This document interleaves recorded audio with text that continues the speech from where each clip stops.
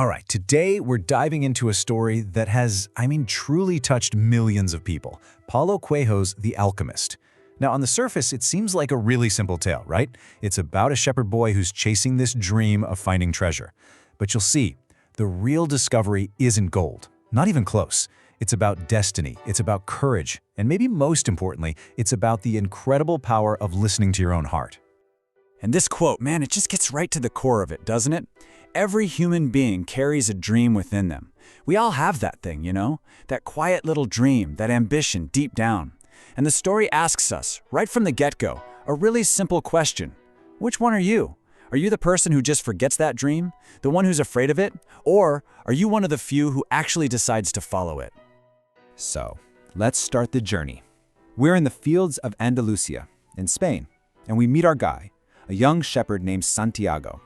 His life is, well, it's simple, it's peaceful, but then something starts to interrupt that peace. He keeps having this dream over and over again, a really vivid vision of a treasure just waiting for him at the Egyptian pyramids. And it's this persistent call to adventure that he finds he just can't shake.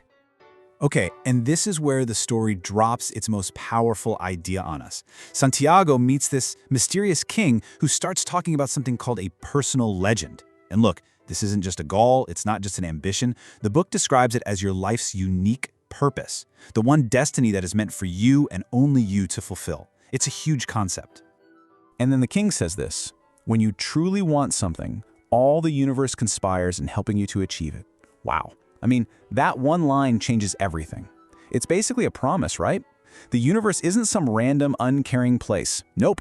When you really, truly commit to your deepest desires, it actually works with you. It conspires to help you. And that one idea, that's all it takes for Santiago to find the courage to make this unbelievable leap of faith. And man, does he take that leap. He doesn't hesitate. He doesn't just sit around and think about it. He acts. Think about this. He sells his entire flock of sheep. That's not just his job. It's his whole livelihood, his whole identity. He literally leaves behind everything comfortable and predictable and just gets on a ship to Africa. And just like that, the journey is on. But of course, the journey tests him immediately. The moment he arrives in Tangier, Morocco, this world that's so vibrant, but also completely overwhelming, bam! He doesn't speak the language, he doesn't know a soul, and almost instantly his dream just shatters. He gets robbed of every single penny. So, what do you do? Really, imagine that. You're alone, you're broke, you're in a completely foreign land. The easy thing to do, the logical thing, would be to just give up, right? Just go home, tail between your legs, and tell yourself it was all just a stupid dream. This is his first huge test. But he doesn't quit, and this is so important. He takes all that despair and he channels it into action. He gets a job at this struggling crystal shop. And he doesn't just, show up and punch the clock. He innovates. He brings new ideas. He breathes new life into the whole business. And for almost a full year, he works, he saves, and he learns these incredible lessons about patience and just not giving up. So now he has enough money to go home. He could even buy a bigger flock of sheep than he had before. He's at another crossroads. But that dream, that pull of the pyramids, his personal legend, it's just stronger than the call to go back to his old life. So instead, he joins a caravan and heads straight into the massive Sahara Desert. And this part is so cool because it shows us there are different ways to learn. In the caravan, Santiago meets this guy, an Englishman, who is totally obsessed with learning about alchemy from these huge, heavy books. He's all about theory. But Santiago, he's the complete opposite. He's learning through direct experience. He's watching the desert, listening to the silence, reading the signs, the omens. He's learning what the book calls the language of the world, not by studying it, but by actually living it. Eventually, the caravan makes it to this beautiful, lush oasis. It's like a safe harbor in the middle of this harsh desert. But this isn't just a rest stop. It ends up being a place of major transformation, where Santiago's journey takes a couple of turns that, believe me, he never saw coming. First thing, he falls in love. He meets a woman named Fatima, and for a minute he's tempted to just abandon the whole quest and stay with her. Who could blame him? But Fatima herself gives him this incredibly profound piece of wisdom. She basically says, true love doesn't get in the way of your destiny. It doesn't hold you back. It pushes you forward. The fact that she believes in his journey is exactly what gives him the strength to keep going. And the second thing that happens, his new skills are really put to the test. He's watching these hawks fly, and he reads it as an omen. He has a vision that the oasis is about to be attacked, so he warns everyone, and his warning saves the entire community. And this incredible act of intuition, this proof that he's really connecting with what the book calls the soul of the world, gets the attention of the most powerful person there, the alchemist. So, the alchemist takes him under his wing for the last and hardest part of his journey. And he doesn't teach Santiago facts from a book. He teaches them a new way of being. The lessons are deep, you know? Listen to your heart. Don't be afraid of suffering because the fear is worse than the thing itself. And remember that your heart and your treasure are in the same place.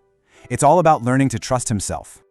Okay, so as they're traveling, things get really bad. They get captured by this warring tribe in the desert, and the situation is, well, it's dire. It looks like they're about to be executed. But to save them, the alchemist makes this absolutely wild claim. He tells the tribe's leader that Santiago isn't just a shepherd boy. He's a powerful magician who can literally turn himself into the wind. So yeah, the stakes don't get much higher than this. The chieftain gives Santiago 3 days. 3 days to perform this miracle, or they both die. This is it. This is the final exam, a test of everything he's learned, not from books, but from his real lived connection to the world. And incredibly, he does it.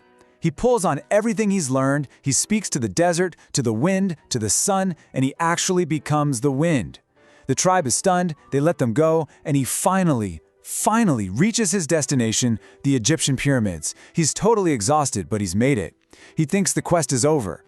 But the story has one last, brutal twist waiting for him. Just as he's digging in the sand where his dream told him the treasure would be, he gets attacked by a group of thieves. They beat him up, they steal the little bit of gold he has left, and they leave him there, broken and empty-handed, right at the finish line. It's just devastating. But then, as the thieves are leaving, one of them turns back and scoffs at him. He tells Santiago about a stupid dream he once had about a treasure buried under a sycamore tree in an old abandoned church back in Spain. And he laughs, saying, "But I'm not stupid enough to cross a desert for a dream." And in that one moment of pure mockery, Santiago hears it, the final, incredible, beautiful twist of the whole story. You see, the treasure was never at the pyramids. It was back home, right where he started from, all along. But here's the thing. He had to go all the way to Egypt. He had to face every single trial, learn every single lesson, just so he could be in that exact spot to hear that thief's story and finally understand where the treasure truly was. The journey itself was the key. It was the map. And so Santiago goes back to Spain. He finds the old church, the sycamore tree, and yep, there it is, a chest full of gold and jewels. But by now, we all know, and he knows, that the gold was never really the point. The real treasure was the person he became along the way. His transformation from a simple shepherd boy into a man who could literally speak the language of the world. And that right there is the timeless wisdom of the alchemist. It's telling us a few really powerful things. That your dreams, they matter. They're your personal legend. That the biggest thing holding you back is almost always fear. That true love doesn't get in your way, it helps you. And maybe the biggest lesson of all, the real treasure is who you become on the journey. So, the story leaves us with this one big question. Because it was never really just about Santiago, was it?